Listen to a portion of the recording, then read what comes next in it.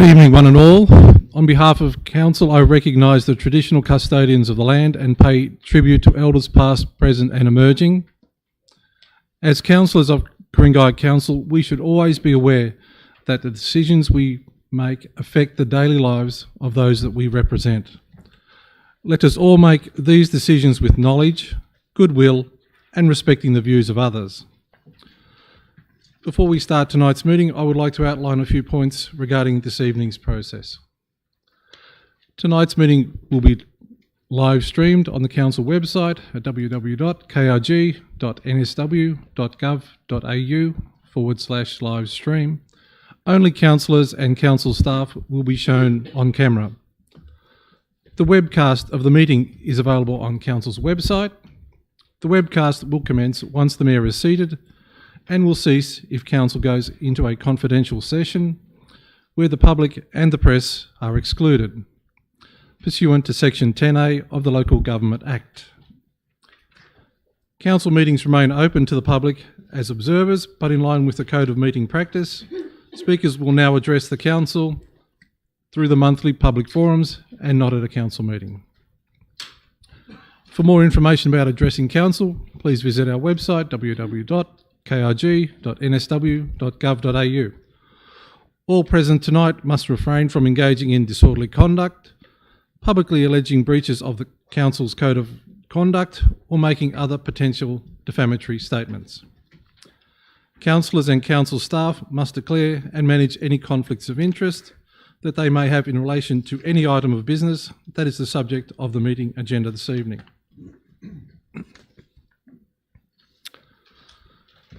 Apologies, all councillors are present this evening. General Manager? Mr Mayor, Director Watson's on leave and Mr Fabro is Acting Director, Strategy and Environment tonight. Thank you. Declarations of interest. Councillors, any declarations? There are none. General Manager? None from the staff, Mr Mayor. General Manager, confirmation of reports to be considered in closed meeting. Mr Mayor, documents circulated I'll do first. There are two. So MM2, late mayoral minute, Vale Her Majesty Queen Elizabeth II.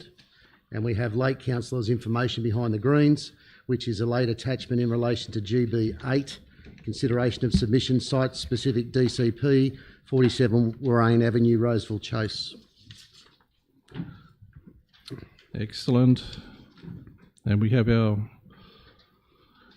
confirmation reports to be considered in closed meeting, which is C1 and C2. So there are a number, Mr Mayor and councillors. C1, New South Wales Heritage Act 1977, the report and attachment 1. C2, RFT 2, 2022, lease of former St Ives Occasional Care Childcare Facility, 261 Mona Vale Road, St Ives, report and attachment 1. GB5, RFT 9, 2022, Tree Maintenance Services, attachment 2. GB6, RFT 10, 2022, Grass Mowing Services, attachments 2 and 3. And GB10, Letter of Offer for the dedication of a public footway and the purchase of land, Memorial Club Roseville, attachments 1 and 2. And councillors, I second motion that those remaining confidential. Moved Councillor Kay, seconded Councillor Alec Taylor. All those in favour? That is unanimous. Councillors, confirmation of minutes of the previous meeting. Anybody care to move those minutes? Moved Councillor Ward, seconded Councillor Smith. All those in favour? That is unanimous. We move to minutes from the Mayor, and this evening we have two. And I'll read the first one as printed, which is Vale David Barnett, who is a former Ku-ring-gai councillor. It is my sad duty to inform my councillor colleagues and the Ku-ring-gai community of the death of one of Ku-ring-gai Council's longest serving elected representatives, David Roy Barnett, who passed away last month at the age of 92 years. David Barnett was one of the last links between the elected representatives of the mid-1990s and those of more recent councils, such as Ku-ring-gai's longest-serving councillor, Elaine Malicki, who retired in 2017. Both served together in the council term of 1991 to 1994. In all, David Barnett represented the Ku-ring-gai community for 16 years as an alderman on council between 1980 and 1985. He served as Deputy Mayor and also was a leading member of the Community Services and Library Committee. His background as an architect and his interest in libraries was evident through his involvement in the development of new library facilities at both Linfield and Gordon. He also oversaw the creation of the Library Services Local Studies section at the disused Gordon Public School. During the 1990s, David Barnett became known as a member of the so-called Green Faction on council because of his interest in retaining Ku-ring-gai's environmental values and minimising the impact of development on the local area. As Deputy Mayor, David Barnett stood for re-election in the Gordon ward in 1995, but was voted out in a twist of fate by his wife Patricia, who was elected to council for the first time after husband and wife exchanged preferences. Reflecting on his election loss, David was philosophical and said at the time, "Everyone thought that Patricia stood to support me, but I stood to support her." Patricia Barnett's election, along with several other new female councillors, resulted in a 50-50 split between men and women serving as elected Ku-ring-gai councillors between 1995 and 1998, for the first time in the council's history. David Barnett will be remembered for his dignified and committed service to residents and the council. On behalf of our community, I extend my sincere condolences to his family and friends for their loss. So the recommendation is the mayoral minute be received and noted. We stand for a minute's silence to honour David Barnett. The Mayor write to Mr Barnett's family and enclose a copy of this mayoral minute. Councillors, would anybody like to speak to this? Councillor Lennon. Thank you, Mr Mayor. David Barnett was a frequent visitor to our family home through the 1980s, my childhood family home, weekly I think. And David liked to talk. I get reminded of a particular council meeting where he was up there addressing some particular issue, and David, being David, talked both sides of the issue and this way and that way, and so much so that at the end of his presentation, the Mayor of the day asked him, "Well, Alderman Barnett, are you for the motion or against the motion?" And being an honest man, he said, "I don't know," at the end of his own address. And that was rather typical of a man who liked to think and who liked to talk. My wife recalls him at our home at once running after a car that was being driven by someone he was talking to, and David kept talking while the car was driving away into the distance, and that was David. He did like to talk. But in all other respects, David was pretty typical of his time. He cared about the people of this municipality. He worked very hard. He never saw any limits upon his role, not simply as an alderman or councillor, but as a citizen in the society that we were. And I was thinking about David's time, and you'd have noticed from the dates that he was on council through the passage of the 1993 Local Government Act. And my recollection of the aldermen becoming councillors of the time is that that commitment to the people of this municipality wasn't in any way affected by that act. I mean, the language changed, and as a result of legislation, of course, town clerk became general manager and we became councillors, but that commitment to the people of this municipality didn't change, unfettered by the legalities and the responsibilities that he felt. And finally, I should note that the reason I know so much about David is that he and my father were on this council together. They served as aldermen together for the 11 years. My father, although younger than David, did retire earlier than David retired. And at David's funeral in the last month, one of his sons said to me that he thought that my father and David were one of the two closest friendships that David had. And that's purely because they sat together on this council. So the idea that we can sit on this council and become lifelong friends purely from our time here together is something I'm keeping in mind, and I hope that others among the 10 of us do the same. That was a wry laugh, wasn't it? Thank you. Thank you, Councillor Lennon, for those heartfelt words, and I think it's appreciated when somebody can speak from the heart and know that person quite well. Councillors, anybody else wish to speak to this? So I'll move the mayoral minute as printed. All those in favour? That's unanimous. We'll stand for a minute's silence.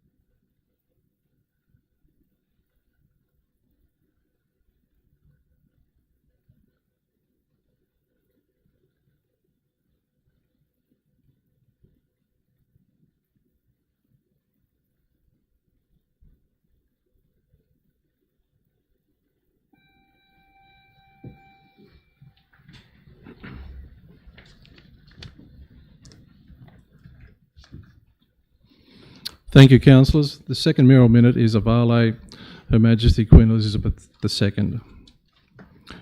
On behalf of council and the Ku-ring-gai community, I express my deepest condolences to the royal family on the passing of Her Majesty Queen Elizabeth. In April last year, the council marked the death of Prince Philip at the age of 99 years. However, Her Majesty's death has now ended an era that we are unlikely to ever see again. The Queen's devotion to public duty and service was unparalleled and took her to many places in the world. Her connection to Australia was especially strong, and in the case of Ku-ring-gai, I would like to share some interesting facts about her presence here. In 1952, the young Princess Elizabeth had first planned to visit Australia, travelling by ship. That visit was cut short by the untimely death of her father, King George VI. 2 years later, the newly crowned Queen and her husband, Prince Philip, finally arrived, making Queen Elizabeth the first and only reigning monarch ever to visit Australia. Reflecting on the uniqueness of this historic occasion, Ku-ring-gai Council commissioned a commemorative bronze medal to celebrate the royal visit. The medal was presented to children attending schools in the Ku-ring-gai district, and special trees were also planted to commemorate the visit. In all, the Queen and Prince Philip visited Australia 23 times. In 1973, Prince Philip, in his capacity as Duke of Edinburgh, visited St Ives High School to present gold awards in the Duke of Edinburgh scheme, which was his initiative. Interestingly, Ku-ring-gai was the highest number of Duke of Edinburgh Award participants to this day. There are several public landmarks in Ku-ring-gai to testify to our community's abiding respect for the Queen. We have Queen Elizabeth Reserve in Killara, the Queen Elizabeth Tennis Courts at West Lindfield, Queen's Park Lookout at Turramurra, Elizabeth Street in Wahroonga, and Elizabethan Place at St Ives Chase. I know there will be many this week mourning the Queen's passing, and some of you will have special memories of her visits here. I would like to end by saying that Queen Elizabeth's enduring legacy will be her sense of duty and selflessness, qualities that we can all admire and seek to emulate. May she rest in peace. I move that this mayoral minute be received and noted, that we stand for a minute's silence to honour Her Majesty Queen Elizabeth II, that the Mayor write to His Majesty Charles III, and encloses a copy of the mayoral minute expressing councillors' condolences to His Majesty and the royal family. And I now invite any councillors that wish to speak to this mayoral minute.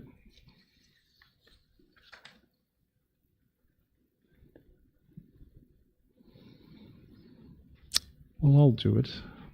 I think for somebody to reign for 70 years at such a young age, to take on such a heavy burden just post-war is remarkable. She never planned to be the Queen. It's just by a twist of fate that she managed to become the Queen. Her unswerving work ethic and resilience over the years is something that we can always look back at and hope to aspire to. And we shall now stand for a minute's silence.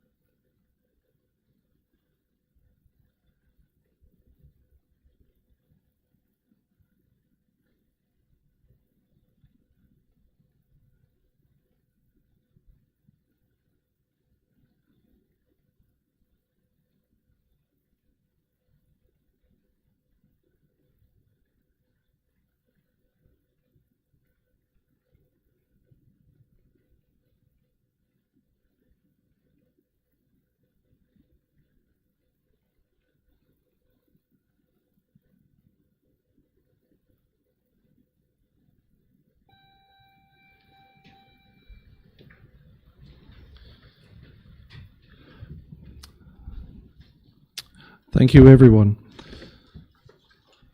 Councillors, petitions. Councillor Nye. Councillor Spencer. Sorry, I saw you. Thank you, Mr. Mayor.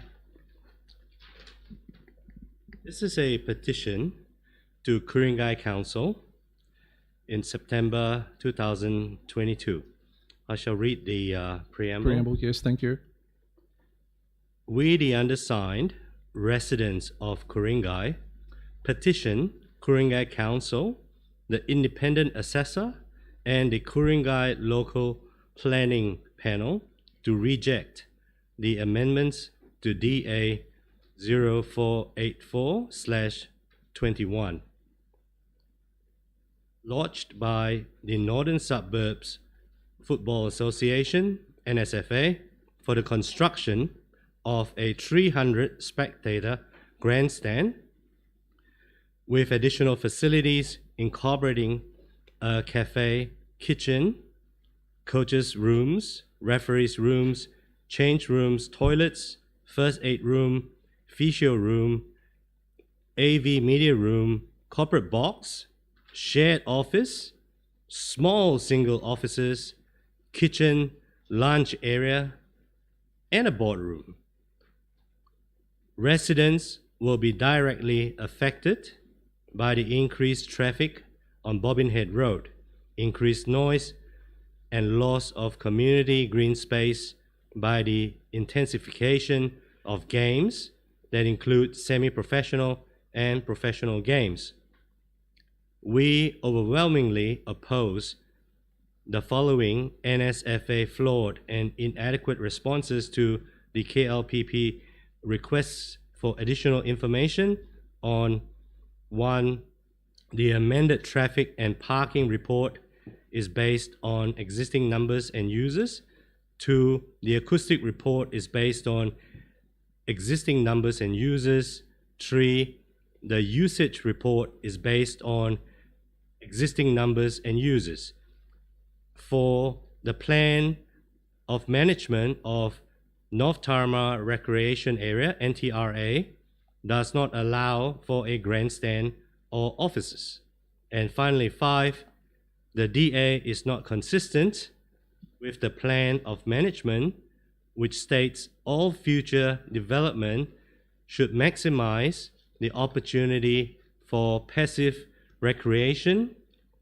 And there are about 1,500 signatories, 1,484 to be exact. And the director, Myosik, has a copy of that. It's in an amber file, means amber.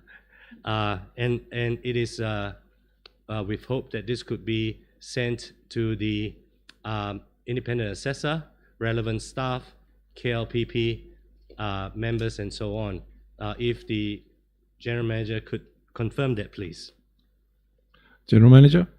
That's correct. That will be done, Mr Mayor. Thank you. So you're moving that petition be That's it. forwarded to the appropriate officer for noting and actioning? All those in favour? That is unanimous.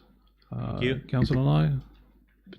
Thank you, Mr. Mayor. I'd like to present two petitions. The first petition has quite a long prayer. I'm not going to read every single word. The prayer, the title is Save the East Roseville Bowling Club from being sold off by council.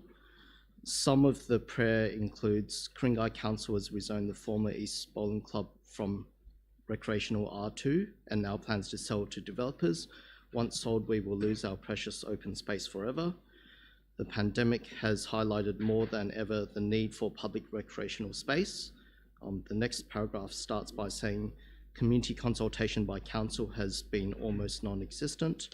And then the next paragraph says there is a dire need for more recreational space in our neighbourhood, and we urge you to help us in trying to preserve this green space for our local community. So for that, we have 660 signatures. I would like to move that the petition be received and referred to the appropriate officer of council for attention. Happy to second that. Councillors, everyone, all those in favour? That is unanimous. And Councillor, I'll your pass next one. this on after presenting the second petition. Thank you. The second petition is it is presented by some of the neighbours of the bowling club site at Roseville Chase. The header says the following signatories are opposed to the petition to overturn council's decision to sell the bowling club site at 47 Lorraine Road, Roseville Chase. And there are 23 signatures. When it refers to being opposed to another petition, I'm assuming it opposes the first petition that we've just mentioned. So these 23 signatures, I move that the petition be received and referred to the appropriate officer of council for attention. Happy to second that, as is. All those in favour? That is unanimous.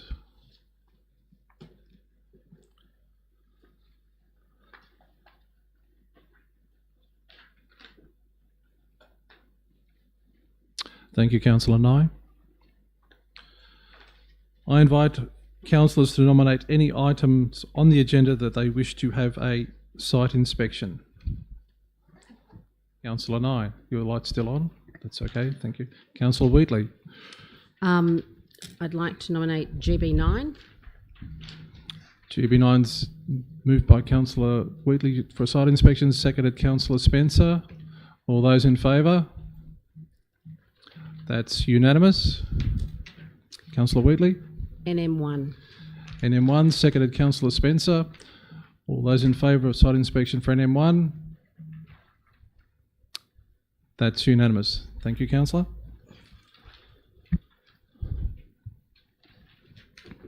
I invite councillors to nominate any items on the agenda that they wish to adopt in accordance with the officer's recommendations, allowing for minor changes without debate. Councillor Spencer.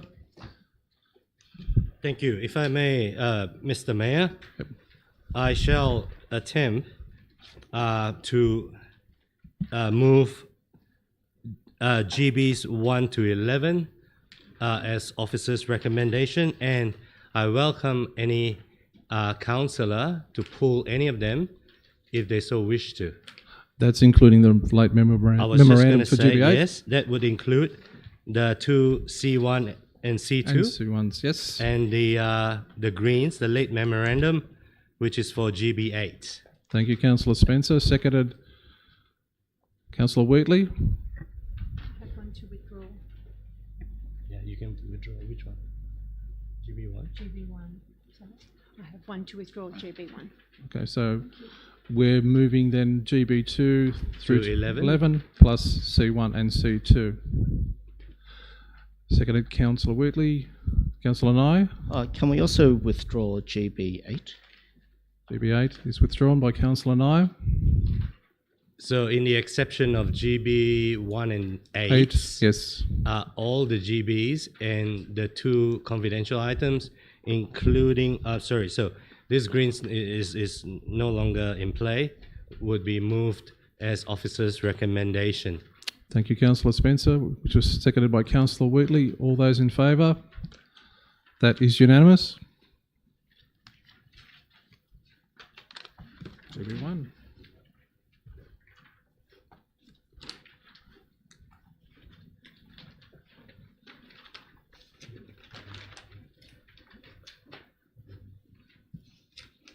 And all good. We could ask for any NMs that wanted to be moved. If anybody wishes to move their notice of motion without debate, they may do so.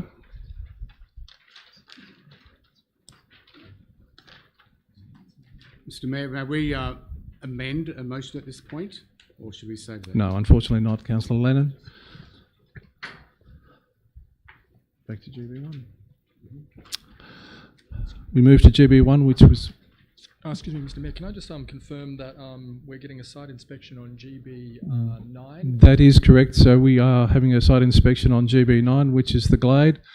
That item will not be dealt with this evening, so if anybody is in attendance for that one, you don't necessarily need to stay for this evening, unless you wish to watch the entire council meeting. And the same goes for NM1, which is the Roseville Bowling Club. You are quite welcome to stay or leave it as you so desire. Thank you, Councillor Taylor. Councillor Kay, you withdrew GB1. Doesn't someone have to move it? You happy to move GB1 as... I will. Okay, GB1's been moved by Councillor Kay, seconded by Councillor Ward. There doesn't appear to be any lights against it, so we could just move it as is. No, I've got some questions, please. Okay, questions? Councillor Kay. Okay, so through you, Mr Mayor, to Councillor Ward. So just having a look at the Multicultural Committee here and having a look at the terms of reference, which seems to include a forum. Councillor Ward, are you able to explain how this committee is different in functioning to the status of Women's Advisory Committee, which you voted against, and why this committee, using your logic, should exist instead of the forums? Thank you. Councillor Ward. Thank you, Mr Mayor. Mr Mayor, this is a multicultural group, which is a select group. We've never had anything in this council for this specific group of people, so it made sense for it to start as a committee as is done everywhere else. Thank you, Councillor. Another question? I've got another question. This one is to, through you, General Manager, to the relevant director, which I mean is relevant to Director Bevan. How many population groups do we have in Ku-ring-gai, which would include these? Because I think we've got noted here 10 community members. How many population groups do we have? Director? Mr Mayor and Councillors, look, I'm sorry, I don't have that information at hand. I can perhaps get the information for you and send it to the councillors later. I'd be reluctant to make an estimate at this stage. Would you like to take that on notice? Mr Mayor and Councillors, yes, I will take that question on notice. Thank you. Councillor Kay? Okay, just another question, probably through you, Director Bevan. In relation to the membership, it's got any interested councillors. Does that mean that they have speaking rights? Is this the same as the other committees that we've put forward by Mayor Pettit where observers cannot speak? I just wanted some clarity on that, if I may. Director? Mr Mayor and Councillors, we have used a standard format for the terms of reference, and that includes the any interested councillors. I am not sure of the details there. It's whatever happens in the other committees as well. So I don't think the councillors would have voting rights, but we can have that clarified for you. I was referring to speaking rights. So in the other committees, the observers are not able to speak. So just checking to see that that would be the same on this I can answer committee. that. Yeah. Mr. Mayor and councillors, if it is the same as the other committees, it would be the same for this one. Like, as I said, it's a standard format, it's a standard clause in all the committees. So the behaviour would be the same as all the others. Okay, thank you. Councillors, no further debate on this? Councillor Taylor? I've got a question through Mr. Mayor or the General Manager to, I believe, Director Bethan there. I'd just like to understand a little bit more for me and the residents, the resourcing that's required by council to run the forums and compare that to running the advisory committees. If you can just sort of explain what the differences are and how resource expensive either of them are. Director? Mr. Mayor and councillors, both committees and forums are covered within the community budget. Thank you.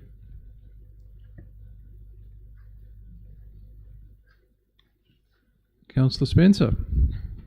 Yes. This is an interesting one. I'll speak for it.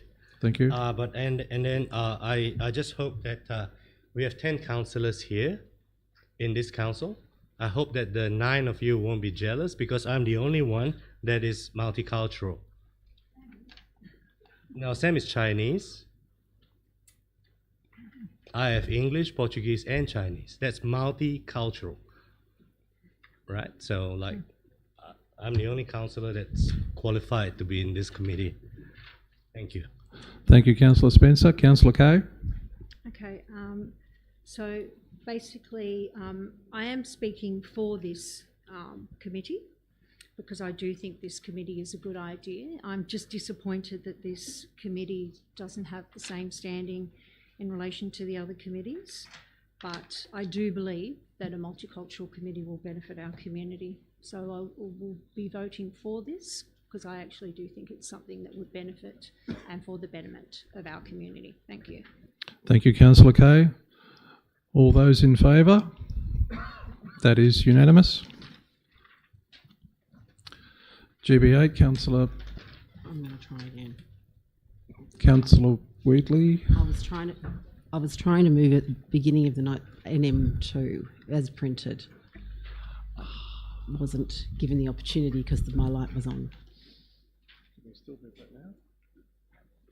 Unfortunately, not at this point in time. We only have GB8, then we go to the NMs. Yep, so you are next anyway. Let's go. Councillor Nye, GB8, you withdrew that? Yes, GB8, I'd like to move the officer's recommendation. And I'm happy to second that. All those in favour? For GB8 as printed, as per the officer's recommendation. All those. We're just moving GB8 as printed. Yep.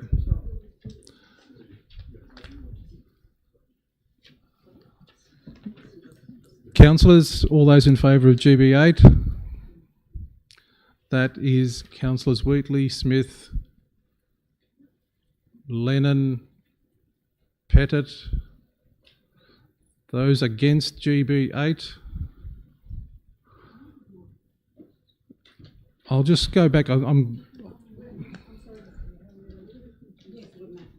We are voting on GB8. Councillor Nye has moved the officer's recommendation.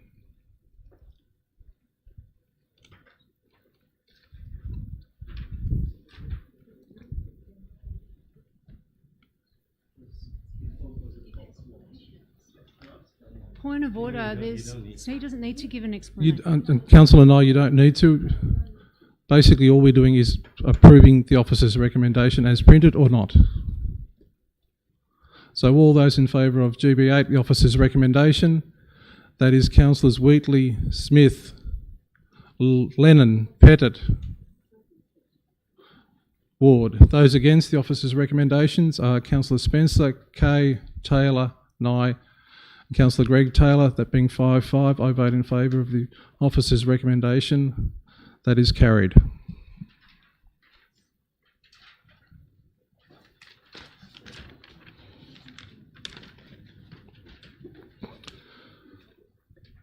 Councillors, we move to NM2, which is the motion by Councillors Wheatley and Smith, and that's Councillor Wheatley.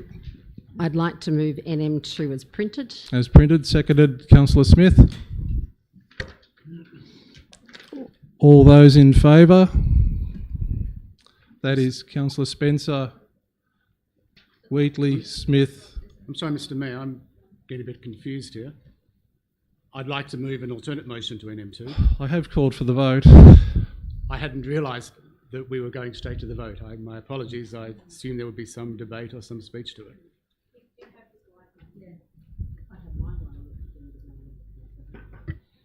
My apologies for my error.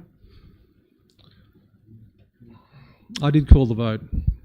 Yeah, if I may suggest, it's up to them to put in a rescission if you like.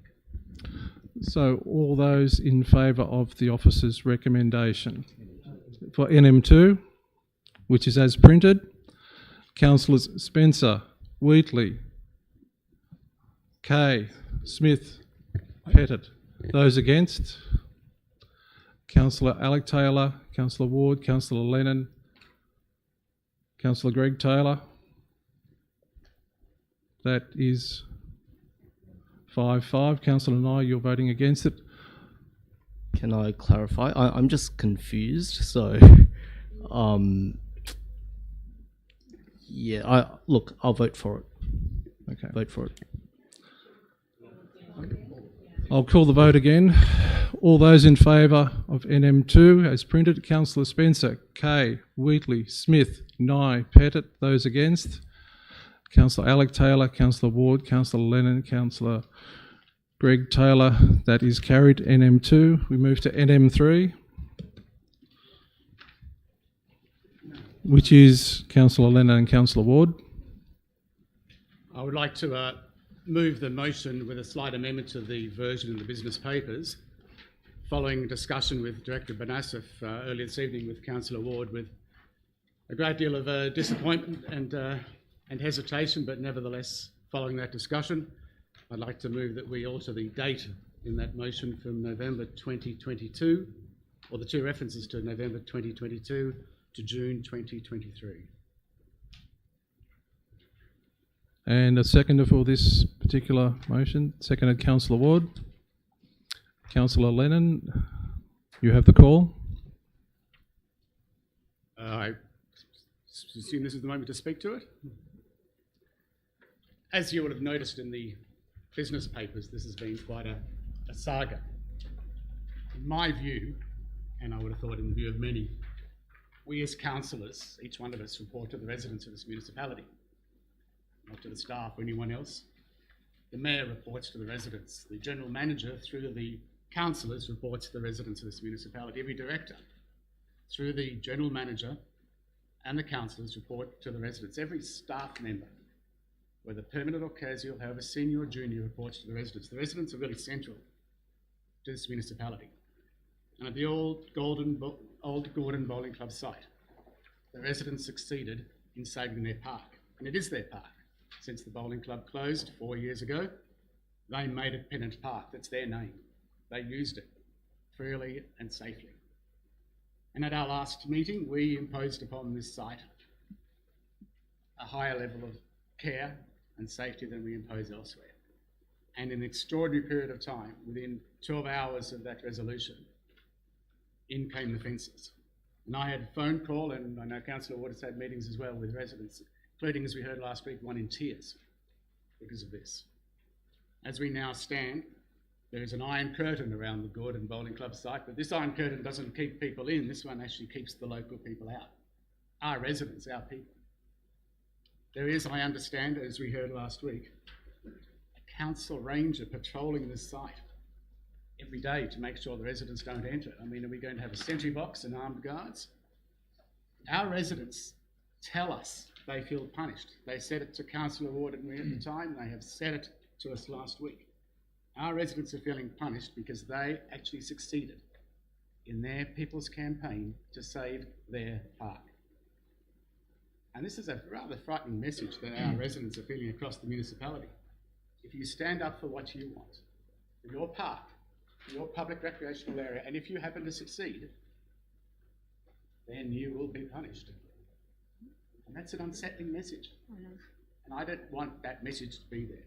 So in my view, having imposed this standard of care upon the site, having shut the local people out, having reduced at least 1 to tiers, it is beholden upon us to set about the process by which we remediate the site according to standards that we have set upon them.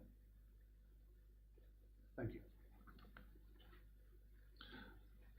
Councillor Ward has seconded. Do you wish to speak at this point in time?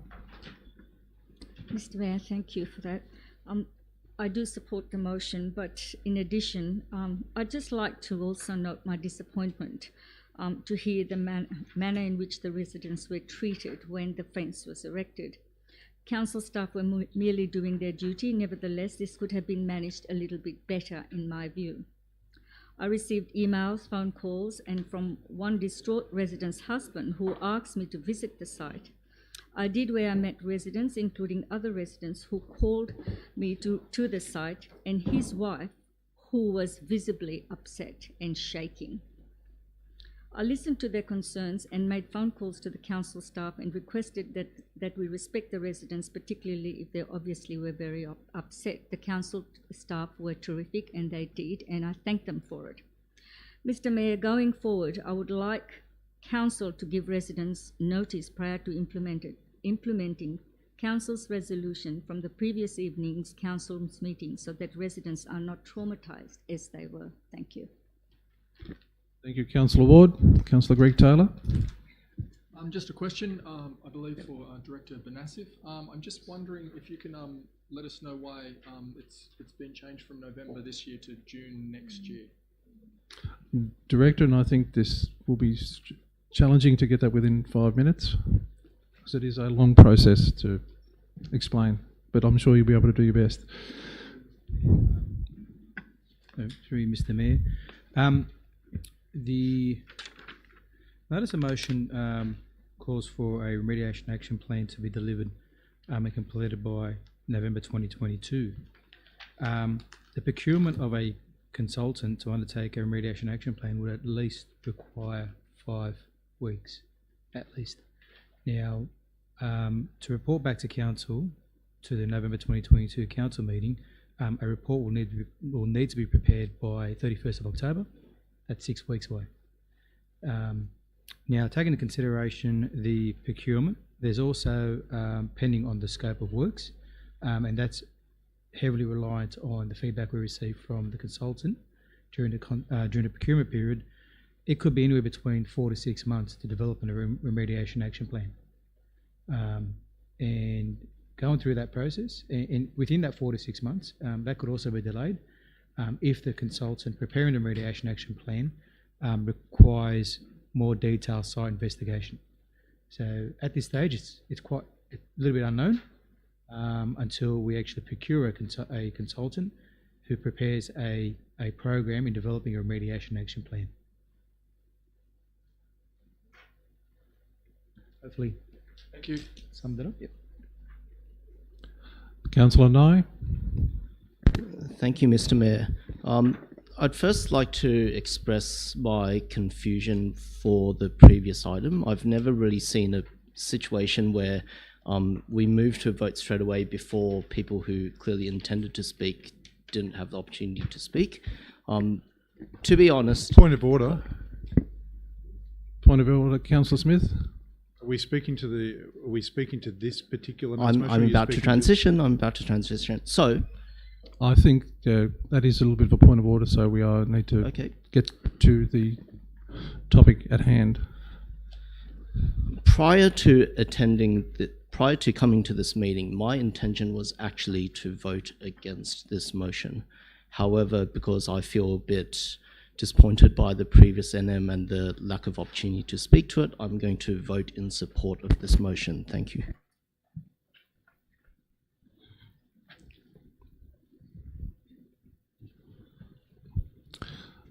there be no further lights, questions, debate on the matter? As you can appreciate, councillors, this remediation process is quite challenging and quite in-depth. I would like to defer this item and that councillors have a full and detailed briefing in regards to the whole remediation process, remediation plans, remediation costing and procurement. And I seek a seconder for that. Seconded, Councillor Kay. So all those in favour of deferring this for a full and frank councillor briefing, that is Councillor Spencer, Councillor Kay, Councillor Wheatley, Councillor Smith, Councillor Pettit. Those against? Councillor Alec Taylor, Councillor Ward, Councillor Lennon, Councillor Nye, Councillor Taylor. 5-5. That is 5-5, and I use my casting vote that this item be deferred for a detailed briefing.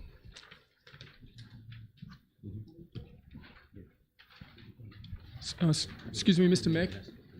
So the amendment now becomes the motion. All those in favour? The amendment is now, the amendment for deferment becomes the motion. All those in favour of the deferment? That is Councillor Spencer, Kay, Wheatley, Smith, Pettit. Those against?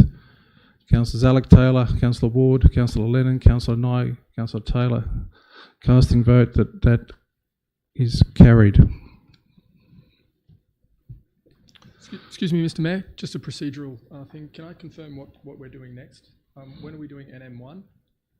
We have a site inspection for that. So we're just not even dealing with that. Okay, thank you. That's okay. NM4, Councillor Ward.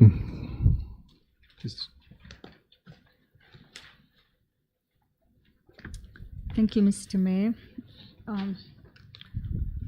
In addition to what's over there, Mr. Mayor, I just wanted to add the following remarks. Ageism can limit older people from participating in communities as full citizens, which has... Councillor Ward, before you start, sorry. seconder. Sorry. That's all right. Seconded, Councillor Lennon. Proceed. We were going so fast, so I was fast. Sorry, thank you.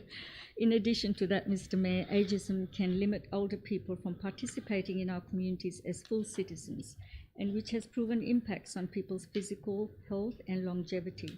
Negative attitudes and beliefs about aging and older people underpin and drive age discrimination in places like workplace and healthcare systems. In COVID-19 pandemic, we have seen the surfacing of deep-seated ageist attitudes towards older people on a number of fronts that need to be acknowledged and addressed.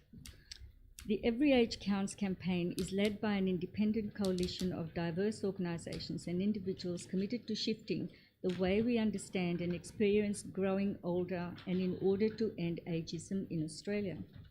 This is an important campaign of Every Age Counts in the opportunity to work with others in the community to create a society where every person is valued, connected and respected, regardless of their age and health.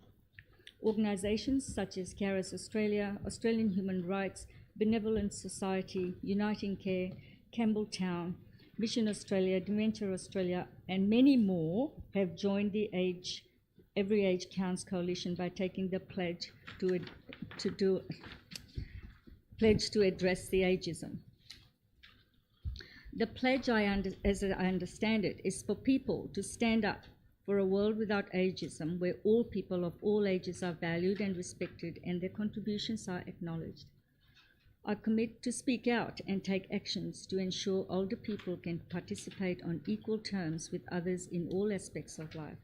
Most of us are aware at the impacts of pandemic. We have seen a sharp increase in the number of people, particularly older women and men, asking for help.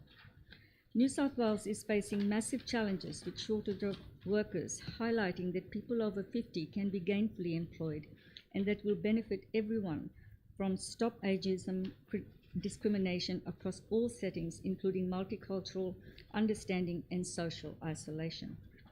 I've become aware that the Council have some overarching plans, programs and advocacy in this area. However, I believe this motion specifically speaks for advancing support for people who are aging. Therefore, I commend this motion and seek favourable support from my fellow councillors aimed at tackling ageism against Australians. Thank you, Mr. Mayor. Thank you, Councillor Ward. Councillor Lennon as seconder. Do you wish to speak? Oh yes, as well as affirming everything Councillor Ward said, I might just ask that if this motion happens to be passed, we have regard in any terms of reference to the marginalised and disadvantaged and vulnerable people, the poor, the single people, particularly elderly divorced women. So I simply ask that to be noted should the motion be passed. Thank you. I'm sure the Director will take that on board. Thank you, Councillor Lennon. Councillor Kay. Just a couple of questions through you, Mr. Mayor. Just in Councillor Ward, I just wanted a little bit more information on, you've noted here that you sit on the Ministerial Advisory Committee. Can you tell me a little bit about that role? Like, is it a voting position? Is it volunteer? Is it voluntary? Is it paid? What do you actually do on that committee so I can have some more insight? Thank you. Thank you, Councillor Kay. Councillor Ward. Thank you, Mr. Mayor. Through you, Mr. Mayor. Councillor Kay, it is a New South Wales Ministerial Advisory Committee. We are paid for attending those meetings. We meet every couple of months, chaired by Ku-ring-gai, and there's a number of very high-profile people there. We talk about all issues relating to age. It can be for women, men, types of services that are available to them, anywhere from traffic lights to homelessness, to looking into raising the pension rates. Our policy, what we discuss, goes to the Minister. Minister then takes that into account when there are policies being developed by the bureaucrats. All right, just another question. Have you brought this up in that committee? Because, I mean, I'm in support of this, but is this something maybe all councils could be doing, or is this something that we could be doing as a state at least? Councillor Ward. Thank you, Mr. Mayor. Through you, Mr. Mayor. Yes, Councillor Kay, these issues have been discussed at our meeting, and a number of council, and as I mentioned earlier, Campbelltown Council is already working in that regard. And just one that you probably just missed. Do you actually vote on things, or is it just an advisory? No, it's not a voting voting. rights? It's not a voting committee. It is an advisory committee. Okay, thank you. Thank you, I've got Councillor another Ward. question, so but in this direction. So through you, Mr. Mayor, to the relevant director. So that would be Director Bevan, or maybe even Councillor Ward could answer this if Director Bevan can't. Just when we talk about join the campaign to end ageism, are you able to enlighten me what this actually involves? Is there a cost to joining this campaign? I know Councillor Ward touched on it, but you were able to give me a little bit or more insight. And she also touched on that we already have some plans in this area. Can you also expand on that, please? Director. Mr. Mayor and Councillors, I think I need clarification. Plans on joining? Is that what you No, thought? so plans on addressing ageism, I believe, was what Councillor Ward had advised. Mr. Mayor and Director. Councillors, the email that I sent this afternoon basically outlines what Council is currently doing towards ageism. The documents that we have incorporated ageism strategies, if you like, into those. So Council is already doing quite a lot of work, but having said that, I mean, there's always room for improvement, so I'm happy to take on new ideas.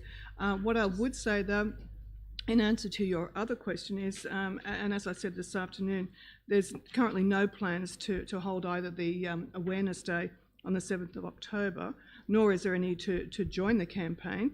However, if these can be if Council votes in support of this notice of motion, we can make arrangements and we can look into it from there. Councillor Ward, you may have some more details about it. If there is a cost, I don't know. Thank you, Director. Councillor Ward, you wish to add to that? Just not offhand, Mr. Mayor, I have not looked, but it may be a cost to join the organisation, but I think it's only $100 or something. The campaign is really, on that particular date, is to raise awareness of ageism. It's, you know, as I read out, there's a number of organisations that are part of it, and councils are part of it, so I think it would be a great idea for us to be part of it too. Thank you, Councillor Ward. Councillor Kay? Okay, I do have, okay, so if we can just go back to Director Bevan, you spoke about an email. If, just for the sake of the residents, can you please address some of the content of that email that you had sent to councillors so the community is aware what we are actually doing in that space already? Director, would you care to read your email? Mr. Mayor and councillors, it's quite a lengthy number of things that we are doing, but perhaps if I just do the dot points. Pensioners are entitled to rebates on council rates. Council's aged care services maintain strong partnerships with community organisations, for example, Meals on Wheels, Easy Care Gardening, and supports the DCAF connections at the Warrawee Club. Council supported the Ku-ring-gai Hornsby Volunteer Coordination Service to build capacity of local volunteers. There's also the Seniors Festival that we hold annually. 38 community organisations participated this year. Seniors functional fitness classes help seniors to maintain their fitness and wellbeing. Council also delivered a program of bus stop upgrades to comply with the Disability Discrimination Act. Council's Access, Disability and Inclusion Plan describes Council's commitment to equitable access to all training for frontline staff, updating online information to the community. And under the Anti-Discrimination Act, it's unlawful for employers to discriminate on the basis of age, and Council's Equal Opportunity Management Plan also ensures that employees are treated with dignity and respect regardless of their age. That's an overview of what we're doing. Thank you, Director. Councillor Kay? Okay, one more question. Just, Councillor Ward, would you considering maybe doing a briefing of some sort so we can maybe discuss the activities or what? My only concern is joining the campaign. I'm not exactly sure exactly what we're joining or what that entails, specifically like what the cost is. I just want a little bit more awareness if I can, or if you can clarify that now. Councillor Ward? Thank you, Mr. Mayor. As I read out earlier, the campaign is just all about a pledge. And the pledge is, I stand for a world without ageism, where all people of all ages are valued and respected and their contributions are acknowledged. I commit to speak out and take action to ensure older people can participate on equal terms with others in all aspects of life. This is a pledge that every individual, every organisation can do. That is what every age count is about, is taking that pledge. So just to clarify, it's just the pledge that's the campaign, is the pledge. Okay, that's fine. Thank you. Thank you, Councillor Kay. Councillor Spencer? Oh, yes. Thank you, Mr. Mayor. I have a couple of questions, either to the relevant officer or Councillor Ward herself could clarify, please. I'm a little bit confused. So, firstly, there was a revised declaration of interest from Councillor Ward saying that she's a member of this committee, where she has stated as well in the first sentence, and she is drawing an income from that committee, which is the New South Wales Ministerial Committee, and she considered that as well tonight on based on Councillor Kay's question.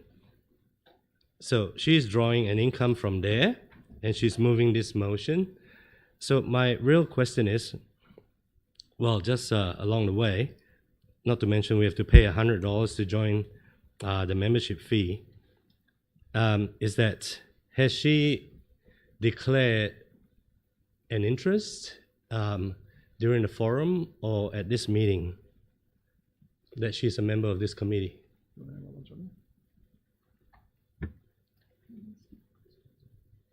Councillor Spencer, it's up to each councillor to manage their conflicts. I realise that. Yes. I'm just asking because I'm a little bit confused. That's okay. Has she declared? No, there was no conflict declared. No, and last week's forum? And nothing at the forum. Right. So now could I then direct my question to Councillor Ward? I believe she declared a conflict of interest for Marion Street Theatre for young people, and she was not in chambers, right, for that GB item? That's correct, yes. So this is my question to Councillor Ward. What's the difference between that conflict and this conflict? Councillor Ward? Thank you, Mr. Mayor. Mr. Mayor, I don't see this as a conflict.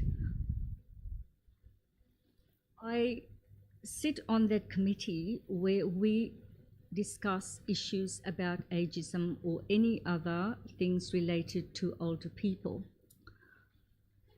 I have raised this at the council so that the council could do something similar that is being discussed at state level and it's discussed at other councils have implemented.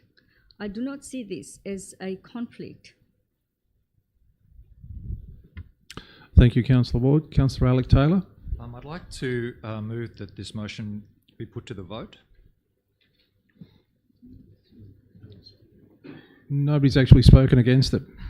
However, if there are no further lights on, we can put it to the vote. All those in favour of NM4? That is unanimous. Business without notice, subject to clause 9.3 of the Code of Meeting Practice. There be none.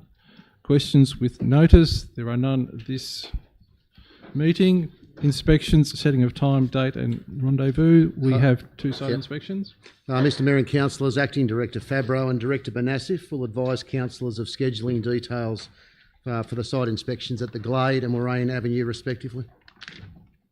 That's it. And I declare the meeting closed. Thank you one and all.